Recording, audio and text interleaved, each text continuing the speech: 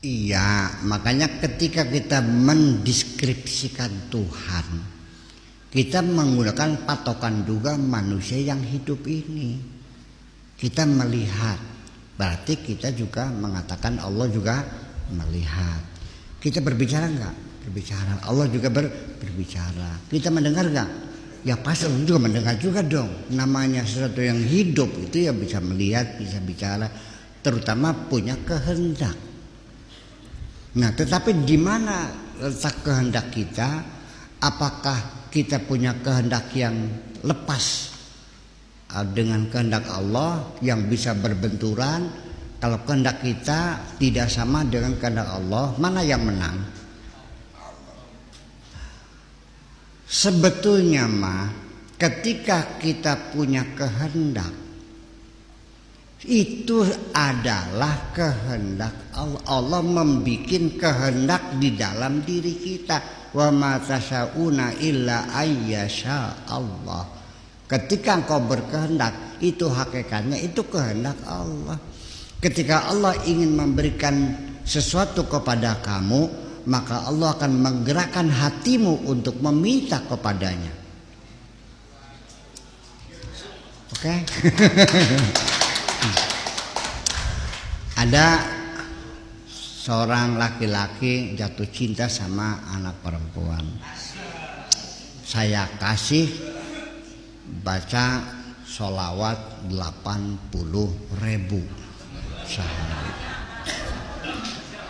1 minggu dia datang lagi. Pak Kiai enggak kuat. Nah kan berarti Allah belum menghendaki.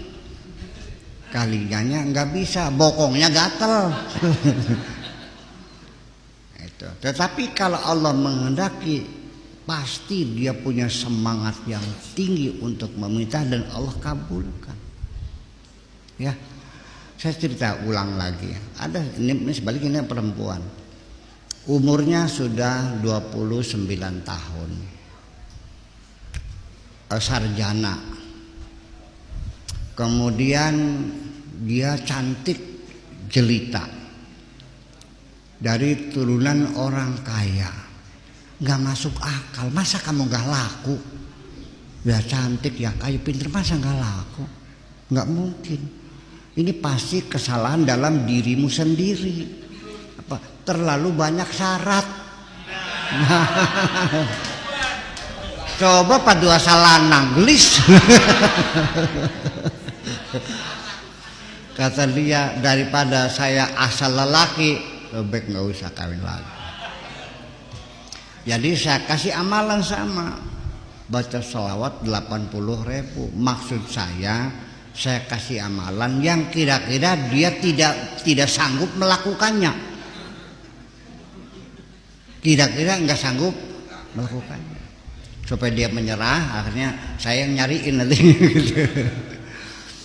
Rupanya dia saking yakinnya dari Buya Sakur gitu, dikerjain sampai sambil puasa. 80.000 itu kan bisa sampai 14 jam lebih. Iya kan?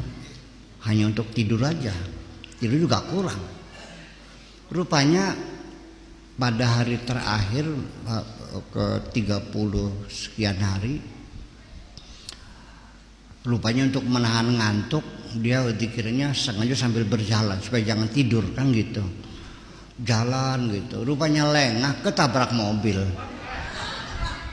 Ibunya datang kepada saya, Buya, itu jampe dari Pak Kiai itu jampe jodoh apa jampe tabrakan? Ya jampe jodoh lah, masa tabrakan? Ditabrak. Ya Allah Rabbi. Kan mana di rumah sakit? Nih, saya bilang alhamdulillah dikabul Ditabrak di kabul. Iya. Yang nabrak itu seorang dokter.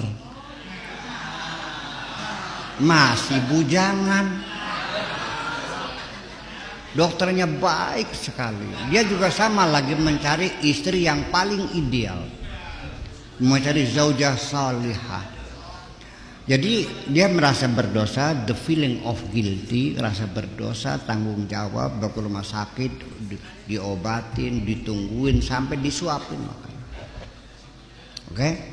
Sampai sembuh. Biaya dokter dibayar. Terakhir, Neng, sekarang kamu sakit kan ditabrak ya.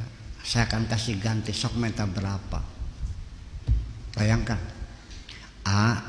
Ini ketentuan Allah. Saya tidak minta apapun. Ini dia yang ku cari. Ya dicintai suaminya luar biasa. Sama tanya. Kuping kalau minta dikasihin so. Jadi artinya Allah hendak memberi sesuatu, Allah akan menggerakkan hatinya untuk meminta. 80.000 sanggup dilakukan. Nah itulah makanya jadi nanti ketika kita ini punya keinginan dan tidak terkabul, dan itu yang hakikat bahwa keinginan kita tidak pernah ada kepastian terjadi. Yang pasti terjadi adalah keinginan Allah. Anta turid wa ana urid wallahu fa'alul lima yurid. Sira karep kita karep Gusti Allah sekarepe dewek. Ya, yang terjadi adalah kehendak Allah. Jadi itu hanya dugaan kita, cita-cita saya, keinginan saya terbukti. Padahal mah yang terbukti keinginan Allah. Perangsaknya saja itu mau kita tahu. Jadi gini, sementara ini kita punya perangsa, punya perasaan, saya haus, tenggorokan saya kirim informasi kepada otak kita meregulasi perlu minum.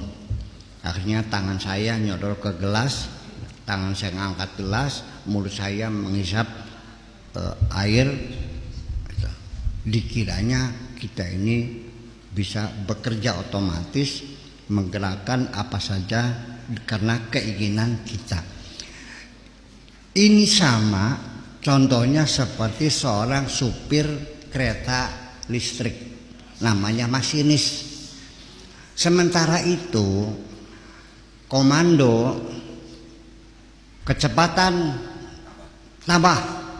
Kira-kira sampai Gambir jam 12 tepat. Oke bos, injek gas, dut lagi. Turun kecepatan karena palang pintu jalan raya belum tertutup. Oke bos, diinjek. Jadi selama ini bisa mempercepat kereta, bisa memperlambat kereta, bisa menghentikan kereta. Tetapi ketika listriknya mati, jadi bisa tuh karena ada listriknya, ada setrumnya. Kita juga sama. Kerja kita semuanya adalah karena kita dikasih energi oleh Allah. Dulu ada orang yang ngancam saya mau mukul saya. Saking marahnya kena setruk dia. Saya bilang, katanya mukul saya, sok nggak bisa. Kenapa nggak bisa? Setruk. Katanya mau mukul saya. Iya dulu. Sekarang bisa nggak? Enggak. Kenapa nggak bisa? Setruk. Iya katanya bisa. Itu kan dulu. Sekarang udah nggak bisa. Nah itulah pemahaman kita. Sesungguhnya yang terjadi adalah kehendak Allah.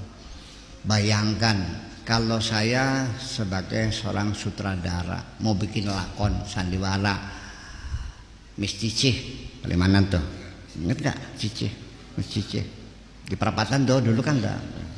Saya juga sering nonton di situ. Lakonnya apa tuh?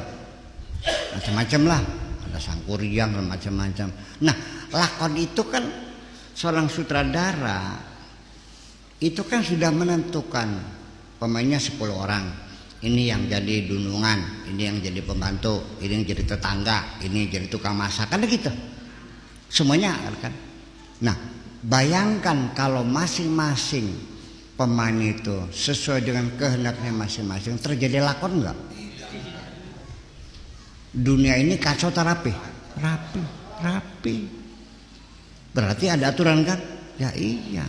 Nah nanti di penghujungnya mah nasihat saya, yang penting nanti mah kita nggak usah minta jabatan, ya kan?